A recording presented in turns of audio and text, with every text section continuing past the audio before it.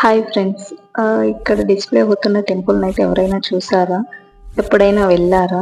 వెళ్ళుంటే కామెంట్‌లో నాకైతే కామెంట్ చేయండి. ఎందుకంటే మేము కూడా రీసెంట్‌గా ఈ టెంపుల్‌కైతే ఎళ్ళాము.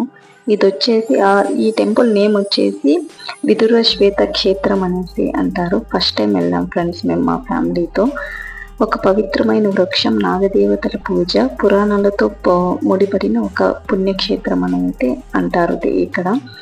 ఇదొచ్చేసి మనకు డిస్టెన్స్ హిందూపూర్ నుంచి కొద్ది దూరంలోనే ఉన్న ఒక అద్భుతమైన పుణ్యక్షేత్రం అని అయితే చెప్తుంటారు. హిందూపూర్ నుంచి చాలా అంటే ఒక 20 to 25 మినిట్స్ అయితే జర్నీ ఉంటుంది.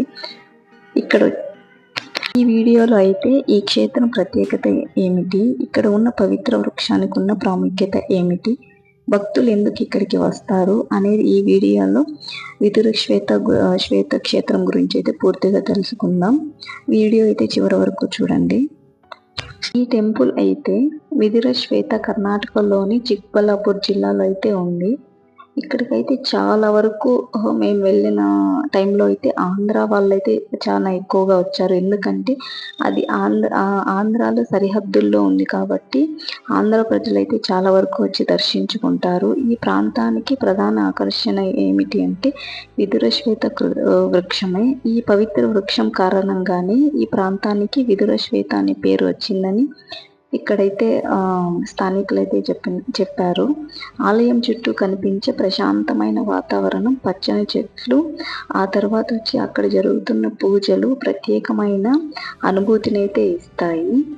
ఈ క్షేత్రంలో అత్యంత ప్రాముఖ్యమైన పవిత్రమైనది అశ్వత్థ వృక్షం. పురాణ కథనాల ప్రకారం మహాభారత కాలానికి చెందిన విదురుడితో ఈ ప్రాంతానికి సంబంధం ఉందని స్థానికులైతే అనుకుంటుంటారు. అందుకే ఈ ప్రదేశానికి విదుర శ్వేతగా పిలుస్తారని చెప్తుంటారు. అయితే ఈ కథలకు సంబంధించిన వివరాలు ప్రధానంగా స్థానికులు అయితే విశ్వాసంగా నమ్ముతుంటారు. ఈ వృక్షం చుట్టూ భక్తులు ప్రదక్షిణాలు చేస్తూ పూజలు చేస్తుంటారు. చెట్టు దగ్గర అయితే చాలా అంటే చాలా నాగదేవత విగ్రహాలు కనిపించడం కూడా ఈ క్షేత్రంలోని ప్రత్యేకతలో ఒకటి. ఎందుకంటే ఇక్కడ 1, 2 కాదు, విగ్రహాలు చాలా కనిపిస్తాయి. నేనైతే వీడియో అయితే డిస్ప్లే చేశాను కదా మీకు. ఆ వీడియోలో అయితే చూడండి ఎన్ని విగ్రహాలు ఉన్నాయో. ఇంకా ఉన్నాయి కానీ తీయడానికి అయితే టైం సరిపోలేదు. ఇప్పుడు ఇక్కడ డిస్ప్లే అవుతున్న చెట్టు అయితే ఇది అశ్వత్థ వృక్షము. ఇదైతే ఎంట్రన్స్, గుడి లోపలికి వెళ్ళే ఎంట్రన్స్ ఇది. అంటే గోపురము. ఫస్ట్ అయితే వచ్చిన భక్తులు ఫస్ట్ టెంపుల్లోకి వెళ్ళి అక్కడ పూజ అంతా చేసుకున్న తర్వాత వచ్చి ఇక్కడ అశ్వత్థ వృక్షం దగ్గర అయితే పూజ చేసి ప్రదక్షిణాలు అయితే చేస్తుంటారు. మేము కూడా అక్కడైతే దర్శనం చేసుకున్న తర్వాత ప్రదక్షిణాలు చేసి కొంచెంసేపు అయితే రెస్ట్ తీసుకున్నాము.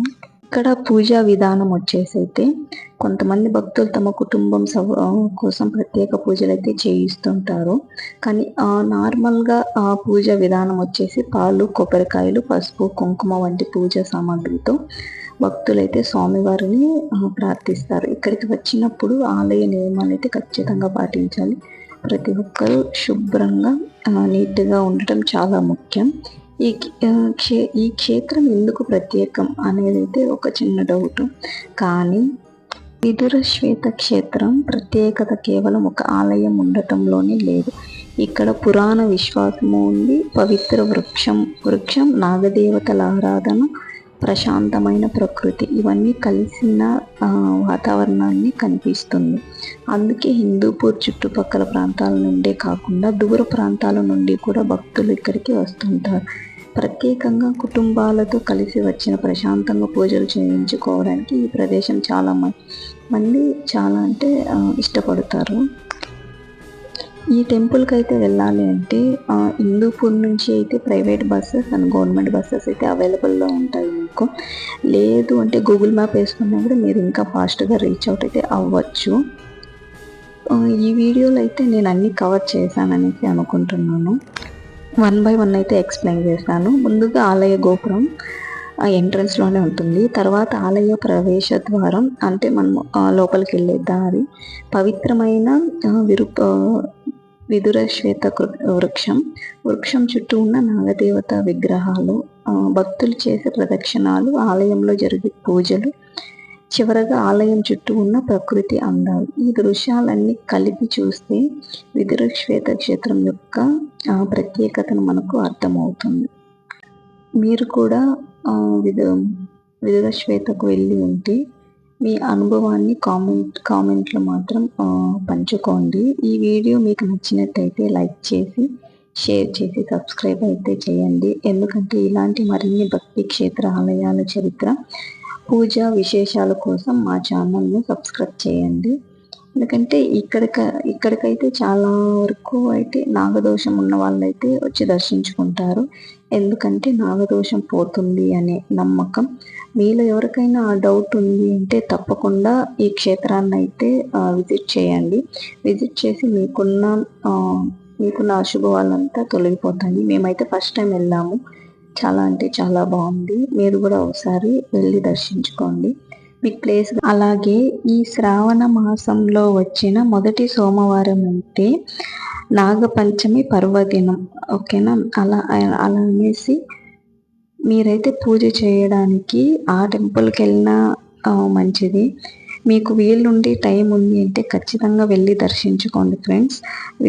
విదుర శ్వేత క్షేత్రం దగ్గరికి అయితే వెళ్ళి దర్శించుకోండి. అలాగే చేయవలసిన పనులు వచ్చేసిందేను. నాగదేవతను భక్తితో పూజించండి, శివుణ్ణి పూజించండి, పాలు సమర్పించే విషయంలో జాగ్రత్త వహించండి. ఫ్రెండ్స్, మీకైతే నా వీడియో నచ్చినట్లయితే లైక్ చేసి, సబ్స్క్రైబ్ చేసి, షేర్ అయితే చేయండి. మీకు వీలుంది అంటే ఖచ్చితంగా అయితే ఈ టెంపుల్ని ఒకసారి అయితే దర్శించుకోండి. దర్శించుకున్న తర్వాత టెంపుల్ ఎలా ఉంది, మీకు ఏమి అయితే బెనిఫిట్స్ వచ్చాయి అనేది అయితే నాకు కామెంట్స్ రూపంలో తెలియజేయండి. Thank you friends. బాయ్.